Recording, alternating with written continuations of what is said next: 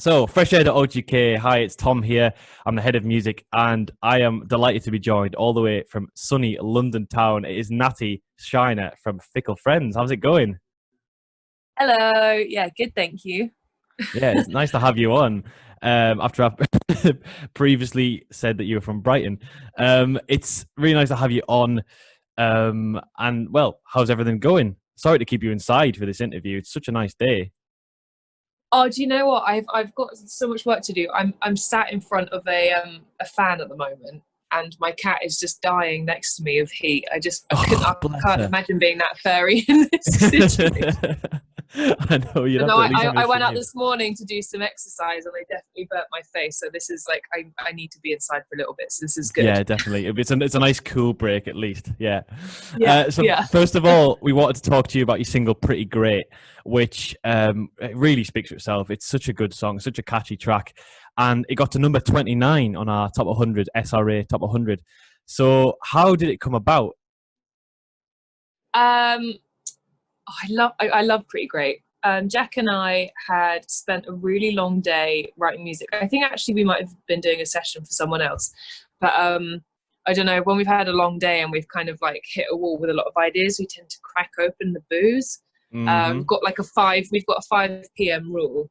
But yeah, I think we just had a few whiskeys and we were listening to Sheryl Crow, Oh, and nice. we were like, man, it would just be like really good if you had one of those like really simple, like all I wanna do is have some fun. Yeah.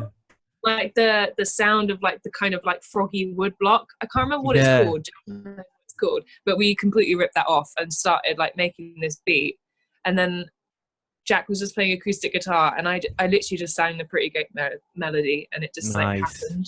You just like bought a Super. Cadillac. You flew straight off to the States. Yeah. Amazing. Do you tend? Is that quite a common songwriting trick for you guys? You know, just crack open a bottle of wine, 10 p.m., and it just the ideas flow. I won't lie, that is how a lot of songs have come about, but that is not how it's not our Yeah, normal yeah, approach. yeah. Sometimes But it's the only answer.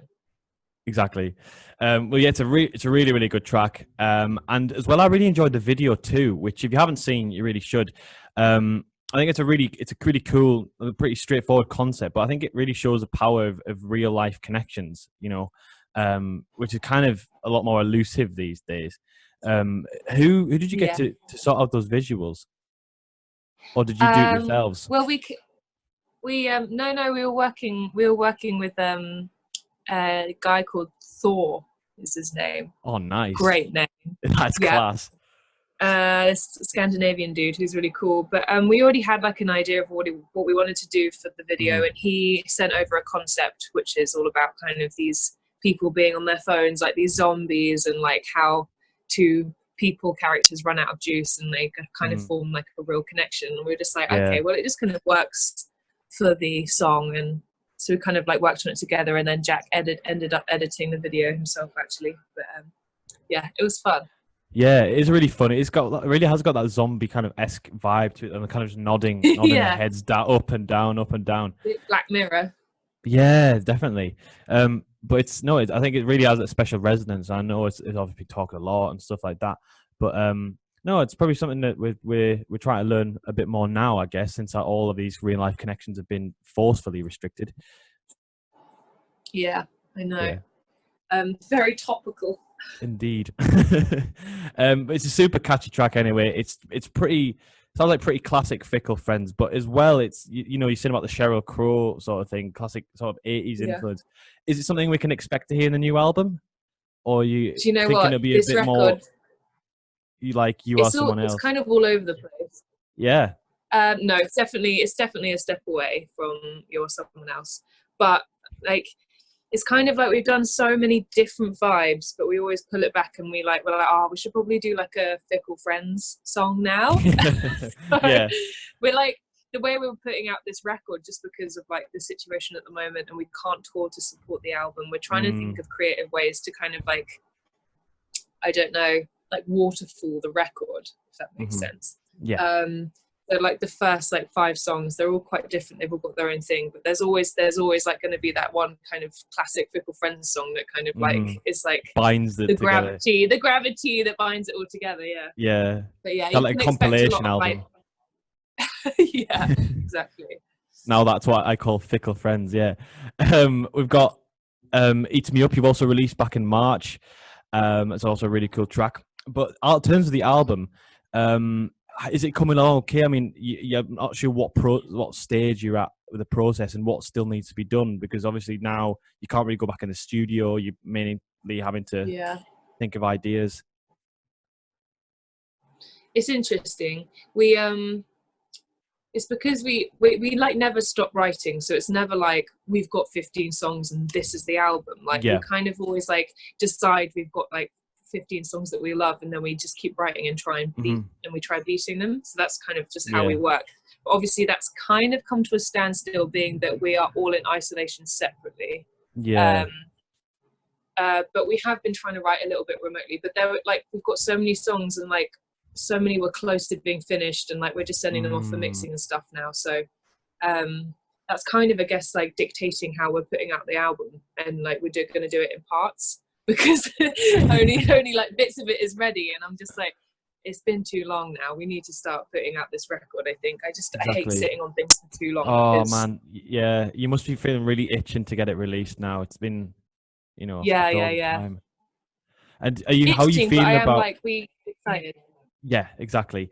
How are you feeling about releasing it right now as well? I mean, are you wanting to wait a little bit to see how things go, or because I mean, I've talked to some bands who think that right now is a really good time to be releasing music, but others who think perhaps we should wait until the tour starts and whatever.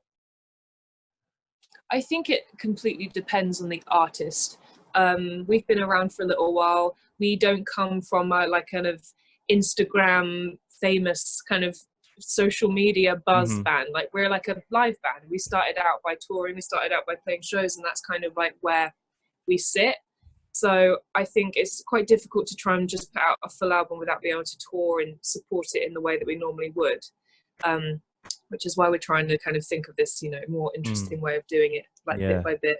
But yeah, I think it's a great time to be releasing music, because obviously so many more people are on Spotify and other streaming platforms. And the thing is with waiting is like life's too short. Like we don't know how long this is going to go on for. The live industry has been like kind of is going to be closed till like Easter next year potentially. So like gonna have to. You can't stop releasing music. Exactly, I think you can't stop. You've got to use this kind of restriction to find creative ways to kind of overcome it. I think overcome everything. Yeah, definitely. So yeah. And that moves me quite swiftly onto my next question. I mean, you've done some really cool stuff so far during lockdown. You've done a few covers. You did quarantine karaoke with Jack Saunders. And recently, though, you had a really cool set with Unity 2020 that was live on the SSE Arena Facebook page. So tell us a little bit about that, how it came about. Do you know what? There's so many people doing like these at-home festivals and stuff at the moment, and it's wicked. Abby McCarthy asked us if we wanted to do Unity, and we were like, okay, cool. But I just didn't want to do like the standard acoustic live stream. I was like, this is kind of what everyone's doing. If we're gonna do it, we are gonna go all in, and we're gonna do the whole and everything. So we did spend like the week trying to sort out like how everyone was going to play their parts like separately to the different and stacking it all. But it was quite a lot of work, but I think it paid off. It was really fun to do. Definitely, yeah. Is it apart from the fact it did play at like way slower than what it actually is in real life, like on the live stream, and it sounded like we were playing in treacle, and I was like, oh god. I was like, oh no, yeah. Listening back, like, what have they done to this? Yeah. No. But yeah, that's really, really cool. But then you've also been doing some really cool stuff on your own as well. I saw you had a little pizza party on Instagram, as well as quality time with the cats as well, as you've mentioned. Yeah, there is one laying next to me. Poor thing, it's too hot. Bless. It's not the weather for cats. Yeah. Yeah, we're just I trying to saw, keep ourselves sane at the moment. yeah, exactly. And I saw you tweeted last week as well that, about if anyone had any ideas for a fan inclusive music video. Yeah. How's is that something you've got in the works as well? Or is it more of a kind of It's chucking an just idea more. out there? Yeah, it's more stuff for me to think about. Like, I think it's just, trying to think of doing music videos in lockdown. It's like, well, you could do a fan video, you could do like an animated video. There's like kind of very limited things that you could do, but I just thought that engaging the fans in a way would be cool. But there's no actual plan to do it, but I mean, Mhm. we will in some capacity. Yeah, definitely. No, that'll be really, really good. That's what it's about, really. Just chucking as many ideas as you can out your head and just seeing which one's going to Yeah. work and what's going to happen. Now, during this time in lockdown as well, we've been able to do many things our own, pick up a new book, take up different hobbies. And the SRA have started their own little Instagram series about everyone's lockdown favorites. So we want to know a couple of the favorite things. What your favorite things during lockdown have been? It could be favorite songs, favorite album you've listened to, or a good film you've watched, or a book. I have all of the above. Okay, so I watched a film the other night which was amazing. It's called The Hunt. It's a Danish film. It's very, very good. That's the best film I've seen in lockdown. I'm actually like halfway through a book that I'm actually. Do you know what I read? I read Normal People, and then I watched the series straight Oh afterwards. wow! Yeah. That's been great. Reading a new book called Animal by Sarah Pascoe, the comedian, which is really hilarious. I've been cooking loads. Nice. Like loads and loads, baking and cooking. But I've also been I'm like I was training to be a yoga teacher before lockdown happened, and I was supposed to have qualified like a month ago, but I have actually been teaching from home on Zoom, so that's kind of dominated my life apart from I music. saw a bit of that on your Instagram. How's it been going? Has it been Yeah, fun? it's good. Yeah, it's really good. It's like, do you know what? Like, this is probably the busiest I've ever felt, like being in lockdown, because I've just kind of been like, I've been doing like these commission like drawings as well. Oh So I've my been drawing a God. lot of pets. You've not stopped. No, I haven't. Yeah, but it's That's good. amazing. Yeah, it's Yeah. class. No, I mean, I'm finding myself sometimes in a massive flurry. Like I've got to the point where I'm getting too much on. Yeah. I'm doing all this stuff myself, and then all of a sudden I'm swamped, and it's completely my own doing. I know, it's so funny. People are like, "Oh, I sunbathed all day." So I was like, "I haven't even been outside yet." Yeah, exactly. So it's been so that's been really nice to hear from you about the single. Pretty great. You can check it out now. It's going to be coming up on our SRA Top 100 show, and we're very excited to hear the new album. And as well, we'll be very excited when this all ends and you can come back up to Scotland for a wee Yeah, gig. same. Because we love Scotland. Yes, that'll be so much fun. Natti, it's been so nice to chat to you, and we'll hopefully speak to you soon. Yeah, you too.